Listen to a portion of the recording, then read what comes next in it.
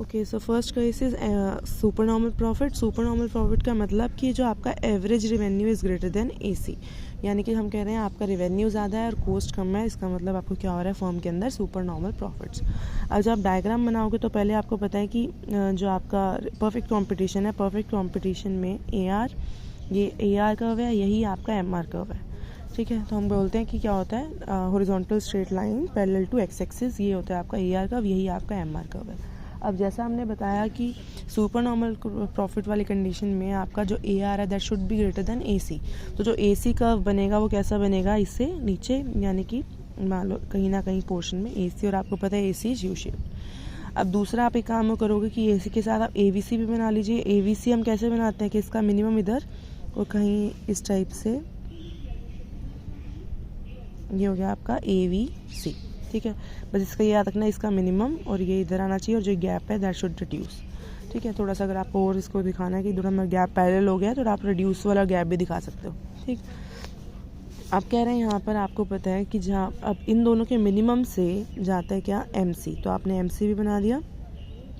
थोड़ा सा ये मेरे को फ़ोन पकड़ना पड़ रहा है साथ साथ, तो इसलिए थोड़ा सा ऐसा आ रहा है।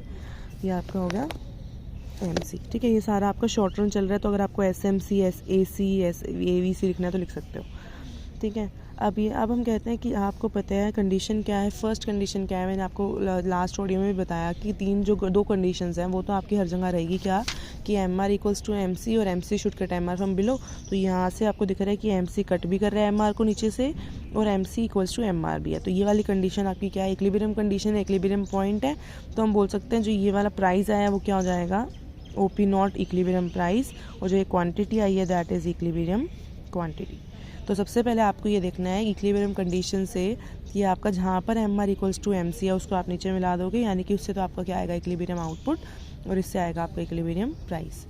अब आपको देखना है, ये तो हो गया आपका प्राइस, ये हो गया आपकी क्वांटिटी। अब आपको देखना है कि आपकी कॉस्ट प्रॉफिट्स के लिए आपको क्या चाहिए, क्योंकि आपका रिवेन्यू कितना है और कॉस्ट कितनी है। तो यहाँ से आपका रिवेन्यू तो आ जाएगा, मान लो ये पूरा पोर्शन ही क्या है, अगर मैं उस OQ नोट को मल्टीप्लाई कर दूँ OP नोट से, इस पॉइंट को कुछ भी नाम दे देते हैं, मान लो A पॉइंट है, तो OQ नोट को मैं OP नोट से मल्टीप्लाई कर दूँ, मतलब लेंथ इंटू ब्रेड्थ कर दें हम, तो ये पूरा ट्राइंगल क्या आ जाएगा आपका टोटल रिवेन्यू। तो टोटल रिवेन्यू क्या है आपका OQ नोट AP नोट, ये पूरा रेक्टेंगल, ये पूरा ही आपका बॉक्स क्या है शेडेड, ये पूरा एरिया क्या हो जाएगा आपका टोटल रिवेन्यू। ठीक है, यानी कि आपने इतना कमाया है। अब आपकी कॉस्ट कितनी लगी थी, प्रॉफिट के लिए आपको टोटल कॉस्ट भी निकालनी है। तो टोटल कॉस्ट के लिए आप क्या करना है कि जो आपका कॉस्ट कर्व है, AC कर्व है, उसको यहाँ पे भी, यहाँ से भी और यहाँ से भी आगे आप एक्सटेंड करके, क्योंकि टोटल कॉस्ट के लिए आपको कौन सा कर्व देखना है, AC कर्व जहाँ इसको टच करे यहाँ पे मिला दीजिए और यहाँ इसको टच करे यहाँ मिला दीजिए, तो आगे आपका टोटल एवरेज कॉस्ट, यानी कि आपका C लिखना है तो C नॉट लिख लो इसको। तो हम कह रहे हैं जो ये वाला पोर्शन है, यहाँ पे इसको अगर इस पॉइंट को हम लिख दे B, तो OQ not B C not, तो ये क्या आ गई आपकी total cost OQ not B C not, ये आ गई आपकी टोटल कॉस्ट। तो हम कह रहे हैं अगर मान लो मैं पूरे इस बॉक्स में से सिर्फ ये वाला बॉक्स माइनस कर दूं, तो जो ये वाला बॉक्स है वो क्या आ गया आपका SNP, मतलब जो ये पूरा ये वाला बॉक्स है, ये पोर्शन क्या आ जाएगा सुपर नॉर्मल प्रॉफिट, मतलब TR माइनस TC, यानी कि OQAP नॉट, ये पूरा बॉक्स माइनस OQ ये वाला छोटे नीचे वाला बॉक्स, तो total revenue minus total cost क्या आ जाएगा आपका सुपर नॉर्मल प्रॉफिट, यानी कि ये वाला रेक्टेंगल। ठीक है, अब हम कह रहे हैं आपकी बुक में जैसे इसको और भी डिफ्रेंशिएट किया हुआ है इसको, कि हम कह रहे हैं कि जो आपकी ये वाली कॉस्ट है आपका पूरा, अगर हम ले लें यहाँ से यहाँ तक,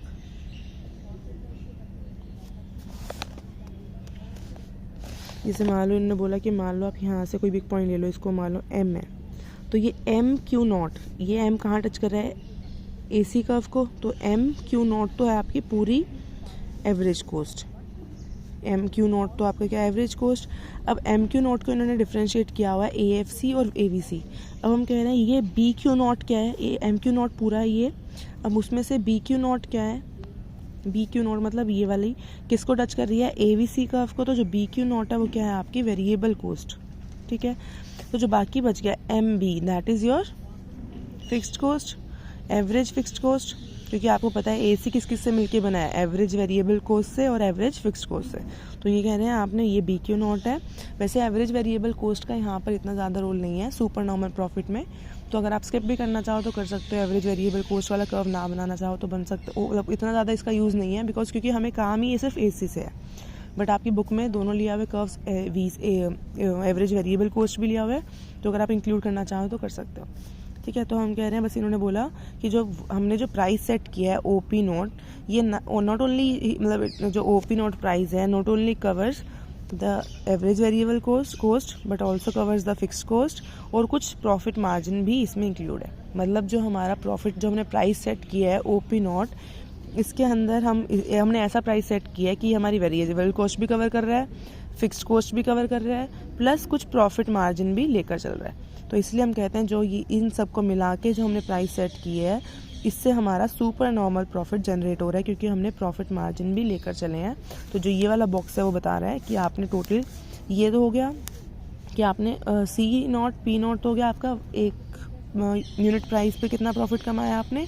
टोटल प्रॉफिट निकालना हो तो आप क्या करोगे, P not into C not divided multiply by C not P, यानी कि टोटल प्रॉफिट आपका कितना हो जाएगा, P not into C not, यानी कि ये वाला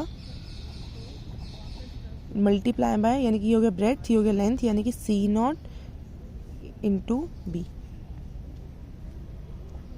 तो यानी कि ये पोर्शन क्या आ जाएगा आपका, P not C not B A। तो ये वाला बॉक्स आपका क्या रिप्रेजेंट कर रहा है, सुपर नॉर्मल प्रॉफिट्स।